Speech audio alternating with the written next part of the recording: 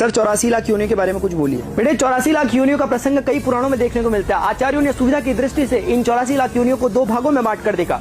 पहला यूनिज, दूसरा अयूनिज। यूनिज वे प्राणी हैं जो दो जीवों के संयोग से यानी कि सेक्सुअल रिप्रोडक्शन के थ्रू उत्पन्न होते हैं, जबकि अयूनिज वे प्राणी हैं जो द्विविखंडन यानी कि बाइनरी फ्यूजन के द्वारा उत्पन्न होते हैं, जैसे कि अमीबा। इसके अतिरिक्त प्राणियों को स्थूल रूप से उनके निवास स्थान के आधार पर तीन भागों में बांट कर देखा गया। जलचर जल में निवास करने वाले, थलचर भूमि में विचरण करने वाले और नभचर आकाश में विहार करने वाले प्राणी। इन्हीं तीन प्रकार के प्राणियों को उनकी उत्पत्ति के आधार पर चार भागों में बांट कर देखा गया। जरायुज माता के गर्भ से उत्पन्न, अंडज अंडों से उत्पन्न, स्वेदज निष्कासित पदार्थों अथवा श्वेत यानी पसीने से उत्पन्न और उद्भिज यानी कि पृथ्वी से उत्पन्न प्राणी। पद्म पुराण के 78वें अध्याय के श्लोक नंबर 5 में लिखा है, जलज नव लक्षाणी स्थावर लक्ष विमसति क्रमयो रुद्र संख्यक पक्षिणाम 10 लक्षणम 63 लक्षाणी पशव चतुर लक्षाणी मानव। इसके अनुसार 9 लाख जलचर, 20 लाख स्थावर यानी कि पेड़ पौधे, 11 लाख कीड़े मकोड़े, 10 लाख पक्षी और 4 लाख मानव और समतुल्य योनियां मिलकर के 84 लाख योनियों का निर्माण करती है। इस श्लोक के माध्यम से अक्षरशः अथवा प्रतीकात्मक रूप से जीव जंतुओं की ऐसी प्रजातियों का उल्लेख किया गया है जिनकी संख्या 84 लाख है, जो यह बताती है कि आत्मा को जन्म, मृत्यु और पुनर्जन्म से होते हुए मनुष्य योनि को प्राप्त करने के लिए कितने चक्रों से गुजरना पड़ता है। कुल मिलाकर मेरी दृष्टि में प्रत्येक मनुष्य को यह प्रश्न अपने आप से पूछकर कि मैं कौन हूँ और मेरे जीवन का उद्देश्य क्या है, स्वयं को तब तक आंदोलित करते रहना चाहिए जब तक किसी प्रश्न का उत्तर न मिल जाए।